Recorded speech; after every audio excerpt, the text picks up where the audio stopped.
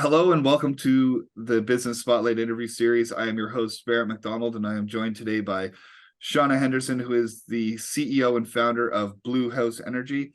Shawna, thank you so much for joining us today. Would you like to kick things off with a brief background as to who you are and what you do? Sure. I'm not quite sure how brief I can be because it's been a long road and a winding one. Um, so uh, I'm Blue House Energy was founded in 2012, uh, where I had a potential investor who was looking to meet. Hold on, let me back that up. I've already said these things, so they're a bit. my brain goes, what? Okay. So Blue House Energy started in 2012. We had a strategic investor who was looking to help us start this business of training. And we were looking at having a regional training piece that would basically be uh, like a trailer that we would take around the Atlantic Canada, helping people understand the building science behind energy efficient construction. So that was the plan. And then our strategic investor said, what about going online? And I was like, oh, no, possibly couldn't do that because you need to be able to touch and feel and see these things. And he said, well, you've been talking to me a lot about science and things that could, fundamental things that could go online. And I was like, oh, yeah, that's true. So we started with our building science basics, which was a 3-module course. And by 2016, we had 14 modules and Okay. few different courses. We were asked if we wanted to build out some mandatory training for the new home warranty program in Ontario.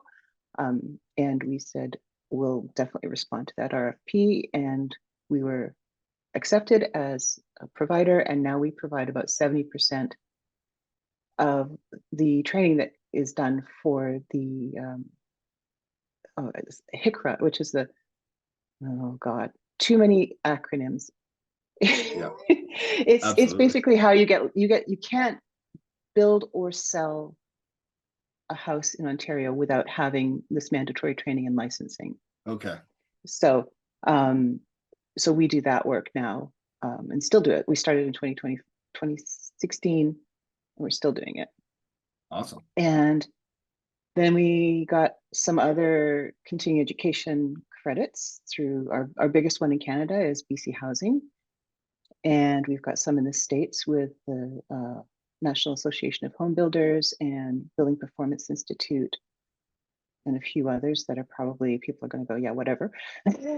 so, um, so we've created a good path for our company and a way to actually engage people in the industry because when you're in home construction and renovation, it's really, really hard to make money when you're not on the tools.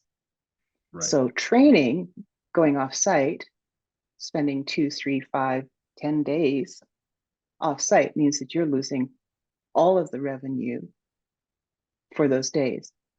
And most of the companies that work in home construction and renovation are very small companies in Canada. Yeah. It's like 70% of them are micro businesses. So they have 4 or less employees. Right. And out of that, 40% of them have no employees on payroll. So it's basically one person wearing many, many hats. And so they can't possibly take the time off, but they have to because as we're moving forward with high performance building codes, that's a big stick and we need to be prepared for it. 2025 means there's going to be, excuse me, not only a tiered performance code, but for new construction, but there's also going to be a code for alterations to existing buildings. Well, there you So go. building science that goes behind it is really important because otherwise you're going to get your pants suit off because you're going to be making mistakes. Right.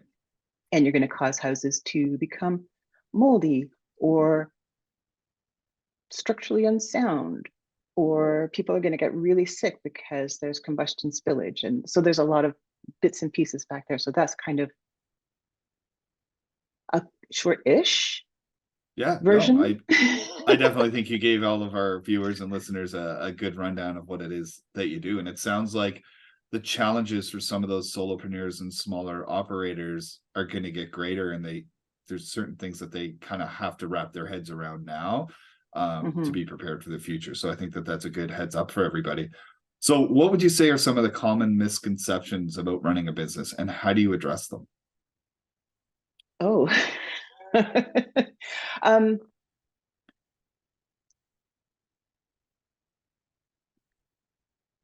that it's sort of a life of ease. Like some people are Okay. like, oh, you don't have a time, like you've got you're your own boss. Like that's cool. It's like, right. Well, I put in 18-hour days, 7 days a week for 5 years. I don't have a life, you know, you Yeah, know, absolutely. or I didn't at some points. And then, once you start hiring people, like I have 5 people on staff, and I have a roster of 10 to 15 contractors that we work with on a regular basis.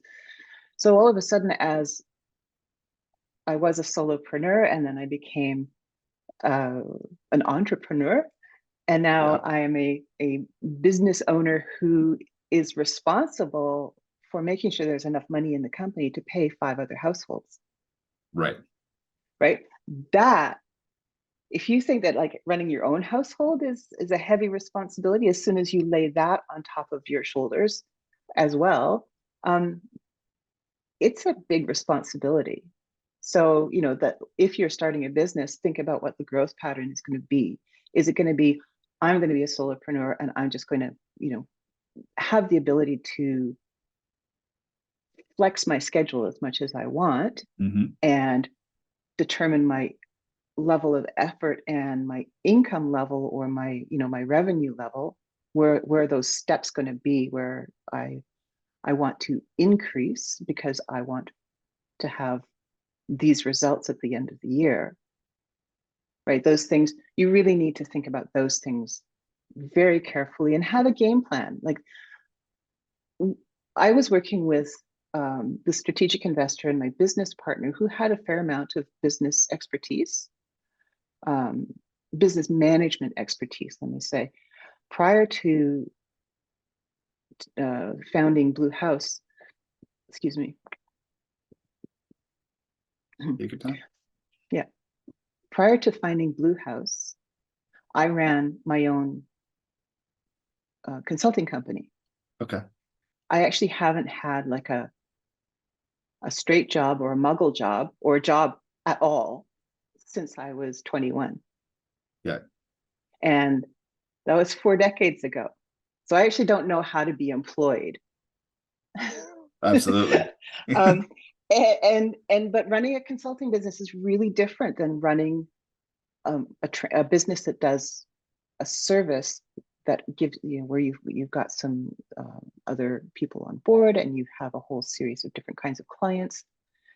And so while I came to it with a bunch of acumen about how to actually run a project, for example, long-term planning for a business was foreign to me, other than, Right. well, this big contract is ending in 6 months. So I need to hustle something up For by the that following time 6 months. for Right. the following 6 months. Um, and so that was really interesting to start to do that process. And now um, I'm at the place where I've just finished off our year end is October 31st, Okay. for all of my quirky reasons, because in my head, that's the end of the year. uh, and and so I've just completed my annual strategic plan for the company. Right. And that includes everything from what are my campaigns for promotion going to be? Where's my ad budget going every month? How much is Hmm. going every month? We're launching some new courses, so when they're going to go up, and then so when I need to have my marketing folks in place to start getting things put together, because you obviously have to back schedule if I'm launching something on December 11th, I have to back schedule. So we've started all of our pre-planning for that, right? So there's a bunch Yeah. of things that you need to, planning is key. If you don't have strategy and you don't have a plan, and then if you don't measure what you're doing, you can't manage it. You're just out there running around like a chicken with its head cut off, trying to just keep yourself afloat. And once you get out of that place, it's really nice. Yeah, it's amazing the difference getting things written down on paper and proper planning does to eliminate some of that chaos and confusion. And it all of a sudden time management becomes easier because you have a task list and goals and settings and stuff, which is really good. So you touched on growing from yourself to a plethora of employees at different levels. What have been some of your biggest learnings as an employer since you began in business? Oh, wow. That Well, we're a little different than a lot of places because we are all online. We've Yeah. never had a shared office. We are all remote. And while I used to host regular luncheons at my house when we were a smaller team and people were closer to me, um, that was really great. I really loved that phase of the business, but it was not sustainable for me personally because it it just ended up that Friday was the day that I made lunch, and Right. we could come to a restaurant and do that. Uh, Yeah. Yeah. but at the time, I had kids in school, and it was just the complication of trying to make sure that I could be at the bus and all that Right. things. Absolutely. All those things were too much. So single parent, solopreneur to business owner with staff, It's a but big still transition. single parent with kids on the bus. Was a challenge. Going forward, we have actually, from that point, we've actually really focused on a good tech stack. So Yeah. as soon as, and when we started, there was no such thing as Slack, for example, Right. right?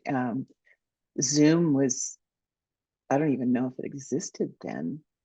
We used several different things. We started with GoToMeeting and um, I don't know, I can't remember all the names. We went through about 7 different webinar or video Hmm. platforms.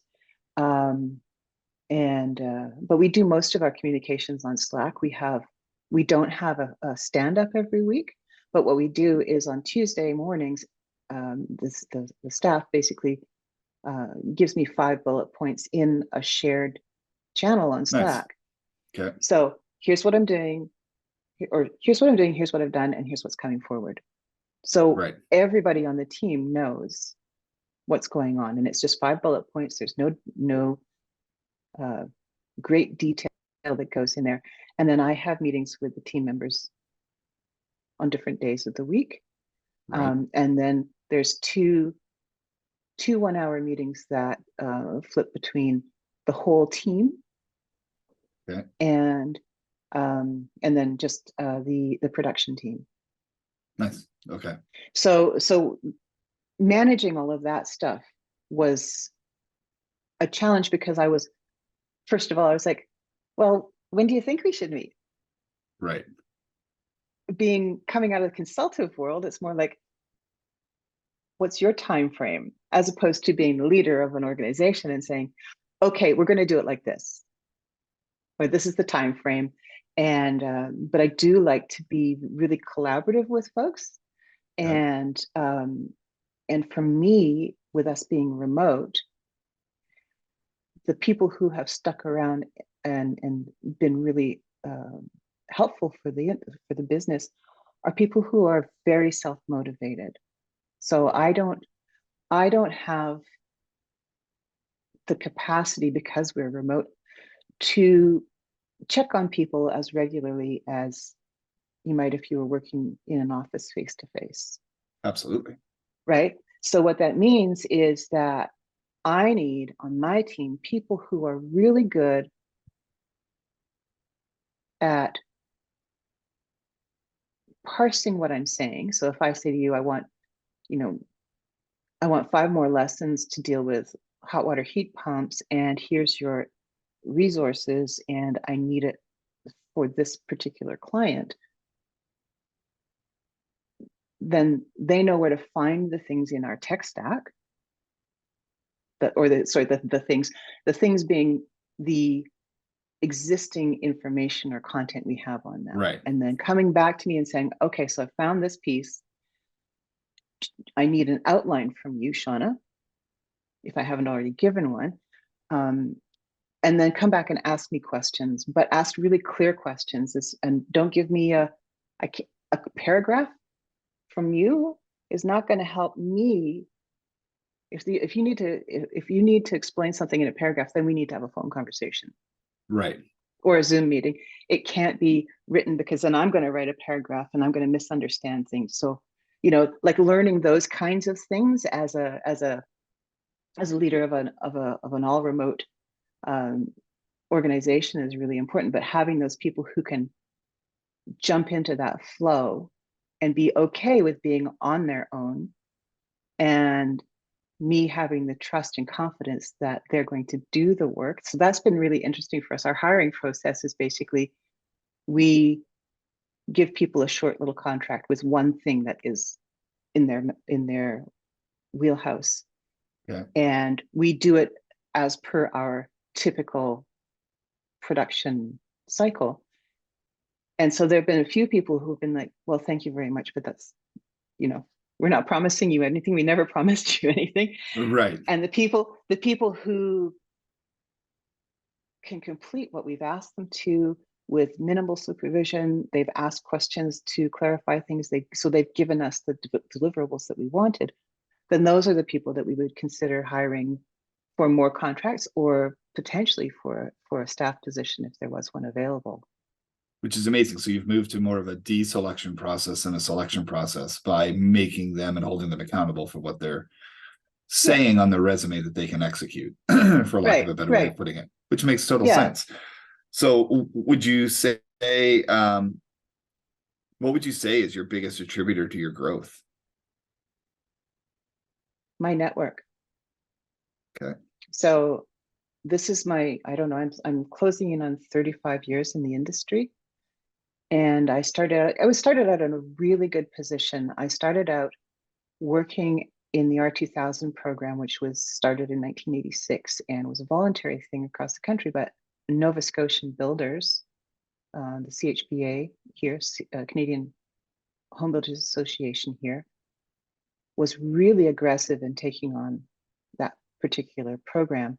And what it meant was, in a small market, a 20% market share just like changed the landscape in just a couple of years. So by the time I came on board as an R2000 inspector and evaluator, there were 200 houses a year that were in the R2000 program, and there was only one other evaluator in the province.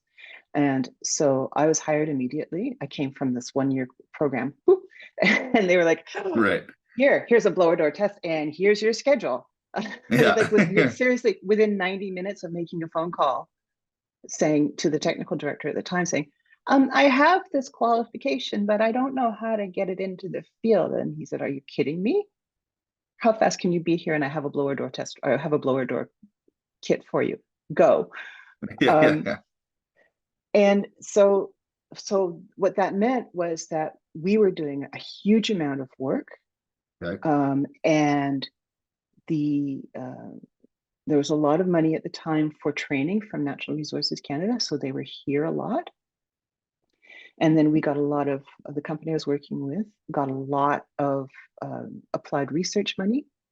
We beta tested what is now called the EnerGuide for Houses rating system, and which is what when you have an energy advisor come to your house, that's what they're giving you, that number that's telling you how relatively how efficient your house is to other houses.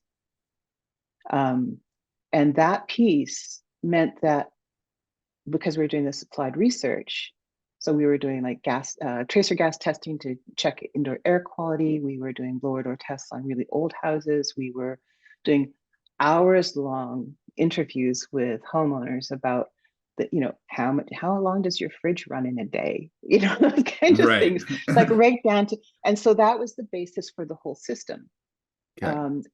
And because we did that kind of work, we were then invited to talk about our results and our experience at national level meetings and such. So I have a really strong network in my industry, and the and that's the piece that means that I can move across, work across the country. We actually have more sales in BC and Ontario than we have in Nova Scotia. I mean, it's Okay. surprise, surprise, they're bigger markets. But when I'm talking about, a few sales in Nova Scotia or in Atlantic Canada compared to thousands of sales in Ontario and BC, it's not, it doesn't quite come out to the same ratio of market Right. penetration. Absolutely. Yeah. Yeah. So that's the key thing for our success. And nobody else is offering this kind of training either. Well, it's a unique niche for sure, and invaluable information for everybody to learn and know. So we talked a lot about how busy everything is and how busy you can get and how down rabbit holes you can go. How do you try to balance your personal life and the demands of running a business? Well, when I don't make bad decisions about timing on things, which I did last year, which sent us into kind of a like absolute franticness for the past 12 months. I work typically 6:30 in the morning until 2 o'clock in the afternoon, Okay. and with a couple of breaks in there. And so my time management is really basically when I get woken up with a cup of coffee, I start working. Right. Yeah. um, and I think it's really when I started using the Pomodoro system, that Okay. was super helpful. So for people who don't know what that is, it's basically you're looking at the optimal use of your productive time. And the optimal amount of use is 90-minute stretches, Right. which you break into 25-minute segments with a 5-minute break in between. So you could stretch out to 2 hours. My pattern is 2 hours. So if I'm writing something, for example, if I'm writing content for a course or blog or whatever, I will spend 2 hours, I'll put a 2 hour block there, and I give myself 5-minute breaks in between so I can get up and stretch. I, go have a drink of water, go have a pee, whatever it is, Right. Exactly. attend to yourself, come back, and then get going. And actually, once you cultivate that kind of a pattern, it's really healthy and really good for your brain, because you can then you start to, well, for me, I started to do a little bit more planning. Okay, so I would in the past have gone through a 2 hour chunk and then gotten up, and now I get up every 25 minutes, which means that I'm blocking things in 25-minute segments. So if I'm writing, I'm going to do the outline first, and then I'm going to do the intro, and then I'm going to do the body, and then I'm going to do the exit, and then somebody else is going to review it for an edit. Awesome. That kind of thing is really important. And once you start doing that and finding out where your best productive hours are for either those deep things you need to do for your business, whether it's writing content for your product, whether it's researching your product, doing product management, or doing your business management. Where are you going to find the time to actually do the planning that keeps you Afloat and able focused. to do your, and that keeps you focused, but then allows you to do good time management, so you have a good life work balance. And I'm saying all these things like I am an expert in this, and it's really great to make it all work in your head. To actually make it work in real time is the biggest challenge of my life. Yeah, that's been a reoccurring theme throughout the Spotlight interview series with myself and all the other action coaches doing it is, if you're not purposeful with your schedule and making sure that you have time, we can slide into that workaholic laser focused on not knowing what time of day it is, and Yeah. it can be detrimental to overall productivity. So it's good that you're Oh, yeah. purposeful with it, and it never stops needing to be practiced. So Yeah. which makes it good. Which So thinking back to the year 2012, if you had to start all over again from square one in business, what would you do differently? oof. So much has changed since then. Like I'd be like, well, we're not using that learning Yeah. management system, and we're not using that, and we're not doing. So I think it would be um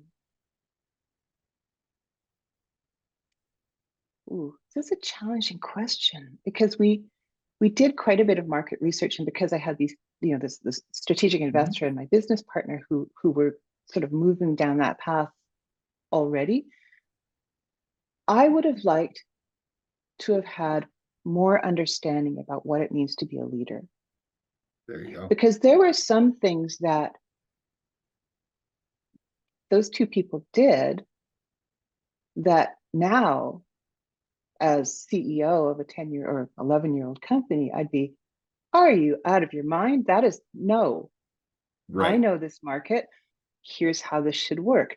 Or um, that decision needs to be deferred until we have more market research done. Let me check in with blah, blah, blah.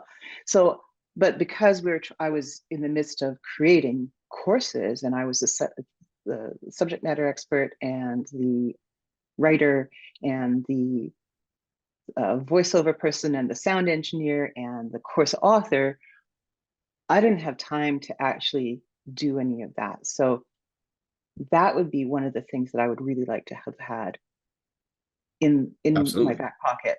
First off, is like, okay, so what kind of culture and what kind of leadership does this company deserve or want, or what do we want? Yeah, that's tremendous insight, because we all think that we've been good managers before, but being a leader is completely different. And the burden of that leadership is a different mindset altogether as well. So that Yeah. is some tremendous insight. So in wrapping things up, for one of our viewers who might be on the verge of launching their own company, what's a last minute piece of advice you would have for them? Don't forget to breathe. Like literally, don't forget, when you're ready to make a decision, step back, breathe, come back to it an hour later, maybe even the next day. Like give yourself that much space, because nothing is that urgent. Absolutely. I Right? think that's some pretty sound advice. So thank you so much for your time today, Shawna. It was great meeting you and learning more about your entrepreneurial journey. And to everyone watching, I look forward to seeing you in our next episode. Thanks for having me.